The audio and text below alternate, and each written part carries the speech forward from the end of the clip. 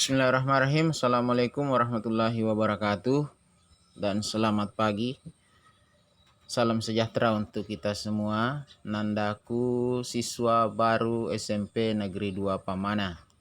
Pertama-tama marilah kita bersama-sama memanjatkan puji dan syukur kehadirat Allah Subhanahu wa taala atas perkenannya sehingga kita bisa bertemu meskipun hanya dalam bentuk daring atau dalam jaringan. Dan selanjutnya salam dan taslim kita sampaikan kepada junjungan Nabi besar Muhammad sallallahu alaihi wasallam, Nabi yang telah membawa kita dari alam kebodohan menuju ke alam yang terang benderang seperti saat ini. Baik, nandaku semua, untuk hari ini sebelumnya perkenalkan, nama saya Jamaluddin HSPD dan bersama dengan Guru Tak Haji Amri akan membawakan materi tata krama. Ya, tata krama. Mungkin nandaku sudah mengetahui atau pernah mendengar kata-kata itu. Kata-kata tata krama, ya. Ya. Oke. Nah, sekarang perhatikan slide berikut ini. Tata krama, ya, tata krama itu biasa diidentikan dengan etika. Rega biasa distilahkan dengan sifat-sifat kita atau tata cara kita berkelaku atau berbuat. Jadi tata krama biasa diidentikan dengan etika. Nah, apa sih sebenarnya etika atau tata krama itu? Ya, apa itu tata krama? Nah, mungkin aku sudah ada di pikirannya bahwa tata krama ini dan seterusnya. Oke, kita lanjut. Jadi, tata krama atau etika itu adalah aturan sopan santun dalam pergaulan. Nah, ini jadi intinya adalah aturan sopan santun dalam pergaulan. Nah, itu intinya. Jadi bagaimana caranya kita bergaul secara sopan dan santun. Nah, intinya di situ. Apakah itu bergaulnya bersama dengan teman kita? Bergaulnya atau berbuatnya itu kepada orang tua atau kepada adik-adik kita. Jadi intinya tata krama atau etika itu adalah aturan sopan santun dalam pergaulan. Oke, lanjut ya nandaku semua. Nah, sekarang tujuannya tata krama. Apa sih tujuannya itu tata krama? Nah, tujuannya agar supaya kita selalu berusaha untuk menyenangkan orang lain. Jadi kalau sikap dan tingkah laku kita bagus, maka otomatis orang lain akan menjadi senang terhadap kita. Wah, itu anaknya Pak Anu, bagusnya caranya berbicara misalnya, caranya berbuat dan seterusnya. Oke, nandaku, kita lanjut ya. Oke. Selanjutnya, dasar-dasar tata krama. Nah, ini dasar-dasarnya apa? Di sini Guru Tak menyebutkan empat. Ada empat dasar-dasar tata krama itu. Yang pertama, sopan dan ramah pada setiap orang. Nah, jadi intinya kita harus selalu sopan dan santun kepada setiap orang. Nah, apakah itu orang tua, anak-anak, atau teman-teman kita sendiri. Yang kedua, perhatian pada orang lain. Nah, itu dasarnya. Jadi kita harus memperhatikan orang di sekitar kita. Yang ketiga ya nandaku semua, itu dasarnya adalah memiliki rasa toleransi. Nah, toleransi. Yang keempat, penguasaan diri atau mengendalikan diri dalam segala situasi. Jadi menguasai diri kita. Misalnya kita mau marah, ya kita harus menguasai diri kita. Karena kalau kita marah berarti etika atau sopan santun itu akan hilang. Kalau marah-marah, berkelahi dan seterusnya itu tidak dibenarkan dalam aturan-aturan atau sopan santun dalam lingkungan kita atau dalam lingkungan sekitar kita. Oke, Nandaku, lanjut lagi ya. Kita lanjut. Manfaat tata krama. Nah, ini ada manfaatnya itu tata krama. Oke, kita lihat ya. Oke. Yang pertama, menambah percaya diri. Nah, kalau kita sopan, santun, bagus etikata, bagus sikapta, maka percaya diri kita itu akan bertambah. Ya. Dan tulis macubu. Tidak percaya diri. Jadi kalau misalnya sikap dan tingkah laku kita itu bagus, maka Nandaku semua percaya diri kita akan bertambah. Oke, next ya. Nah, yang kedua, ya, manfaat tata krama itu Nandaku akan dihormati dan disenangi orang lain. Nah, kalau sikap dan tingkah laku Nanda bagus, maka Nanda akan dihormati dan disenangi oleh orang lain. Baik itu orang tua, teman tak sendiri maupun adik-adik tak. Nah, gitu ya Nanda. Lanjut. Oke, berikutnya kemudahan dalam berhubungan dengan orang lain. Nah, ini kok makasih sifat tak, makasih ampe tak. Malam maki berhubungan si bawa orang lain dengan orang lain. Misalnya kita mau minta bantuan, wah pasti cepat dibantu. Wah, ini bagus ini temanku ini satu, saya mau bantu. Tapi kok cuma cigau ki, dega kalau bantu ki. Kasih tu lah nih lepas jago nih kena hoji pediri ki kasih tu aja membantu. Nah itu kalau misalnya sikap dan tingkah laku serta perbuatan kita bagus, ya orang akan mudah membantu kita. Malam makin bantu si lota Finder ngamana ke si follow heta. Iya tapi yang kedua aku mau jadi sifat digaga nolo Finder kau boleh follow heta. Digaga walu padahal yang kelima kota sana. Gitu ya Nanda ya. Oke, lanjut. Oke, kemudian selanjutnya memelihara suasana yang baik di lingkungan sekolah, rumah, dan masyarakat. Nah, kalau terima kasih sifat kalau sikap kita bagus, ya suasana yang di lingkungan sekolah, rumah, masyarakat itu baik. Nah, itu baik. Karena tidak ada keributan. Kalau sopan bagus sikap tak, bagus tata cara atau berbicara, itu gak merupakan aman kampung. Oke, jadi seperti itu.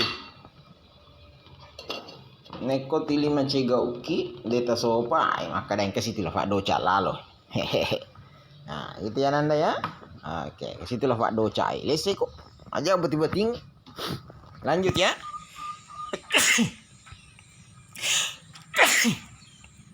Nah, ini ada slogan.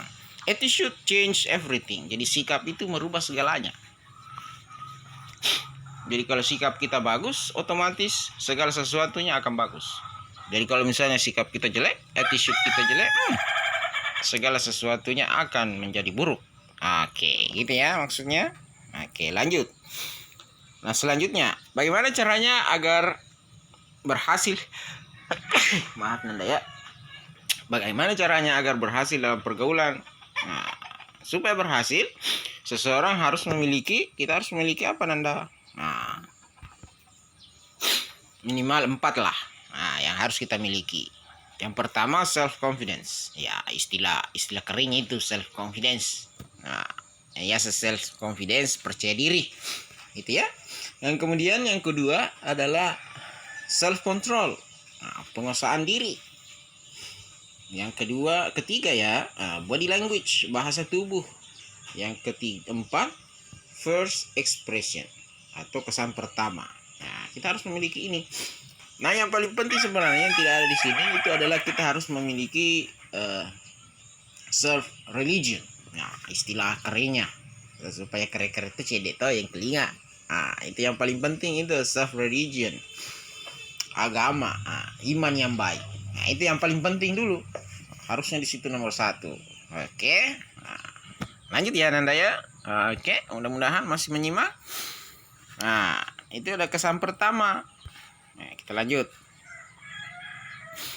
Nah, mana kira-kira yang bagus di situ tuh ada gambar. Mana yang bagus kesan pertamanya? Kalau seperti itu model tak atau model guru tahu tahu nih. Tapi kalau seperti itu ada cantik-cantik di situ. Bagus caranya.